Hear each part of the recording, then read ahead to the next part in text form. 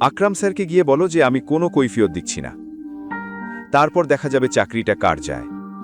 এই কথা শুনে জেনির খুব রাগ হলো। সে শীতল চোখে অভিনবর দিকে তাকালো এবং তারপর কেবিন থেকে বেরিয়ে গেল। Thank you. এদিকে অভিনবও কিছুক্ষণ পর একটা ফোন কেটে দিল। সারাদিন তার কাছে ফোন আসতেই থাকত। প্রত্যেকে তাকে নিজের নিজের সমস্যার কথা বলতো আর সে সেগুলো সমাধান করত। অভিনব এই কাজে মোটেও আনন্দ পাচ্ছিল না। তার লাঞ্চের সময় হয়ে গিয়েছিল, কিন্তু তখনও তার ফোন বেজেই যাচ্ছিল। আকরাম চাইলে তাকে অন্য কোনো ডিপার্টমেন্টে পাঠাতে পারত, কিন্তু সে ইচ্ছে করেই অভিনবকে এখানে পাঠিয়েছে যাতে তার নিজস্ব একটা কেবিন থাকে। অভিনব নিজের কেবিন থেকে বেরিয়ে লাঞ্চে কিছু খেতে গেল। সে খেতে তো বসেছিল, কিন্তু তার মনে পড়ল যে তাড়াহুড়ো করে সে নিজের ফোনটা কেবিনে ফেলে এসেছে।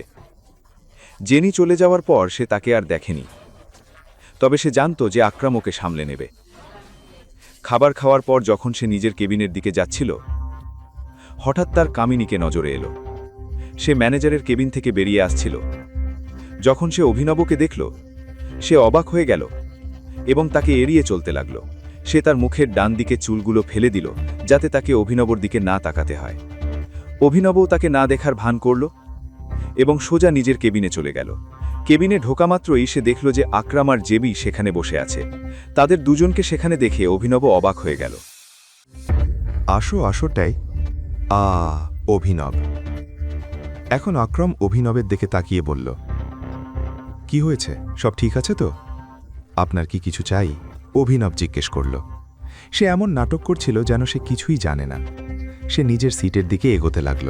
আকরাম বলল, অভিনব, তোমার আর জেনির মধ্যে যা কিছু হয়েছে সে বিষয়ে জেনি আমাকে সব বলেছে।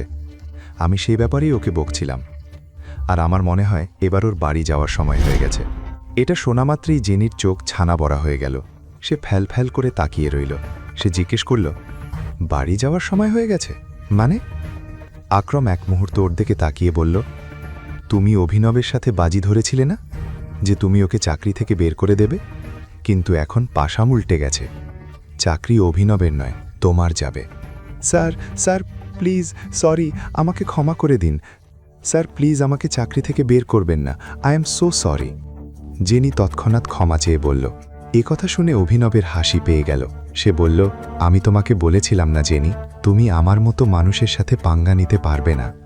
আকরাম অভিনবের কথায় সায় দিয়ে বলল, হ্যাঁ, তুমি যেভাবে আমাকে সম্মান করো সেভাবেই তোমাকে অভিনবকেও সম্মান করতে হবে। আর শুধু অভিনব নয়, কোম্পানির প্রতিটি কর্মচারীকে তোমাকে সম্মান করতে হবে। এ কথা শুনে জেনি ঘাবড়ে গিয়ে নিজের চেয়ারে পিছিয়ে বসল। সে অভিনবের দিকে তাকিয়ে বলল, প্লিজ আমাকে চাকরি থেকে বের করবেন না। প্লিজ আকরাম স্যার, আমাকে।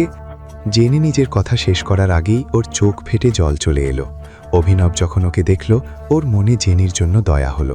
সে আকরামের দিকে তাকিয়ে ইশারায় বুঝিয়ে দিল যে সে যেন জেনিকে চাকরি থেকে না বের করে।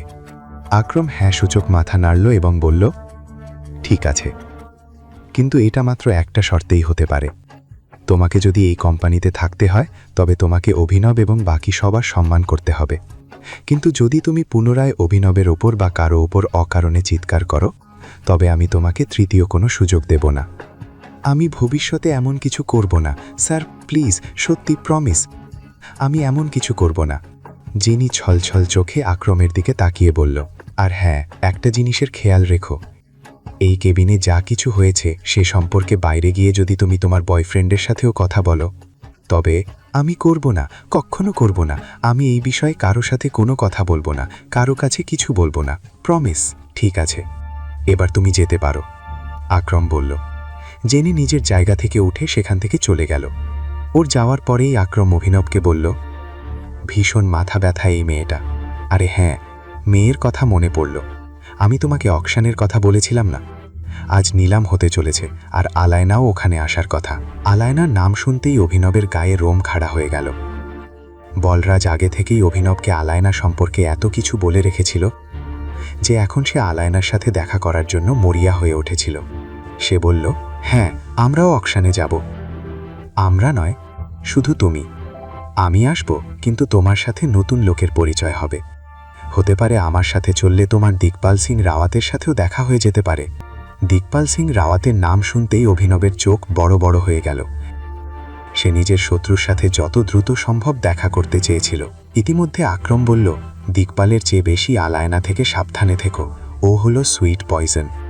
তোমাকে নিয়ে যাওয়ার জন্য আমি আমার এক লোকের সাথে কথা বলে নিয়েছি।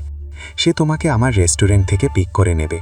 আর হ্যাঁ, এই ভিআইপি কার্ডটা নিজের কাছে রাখো। শহরের সব বড় বড় মানুষের কাছে এই কার্ড আছে।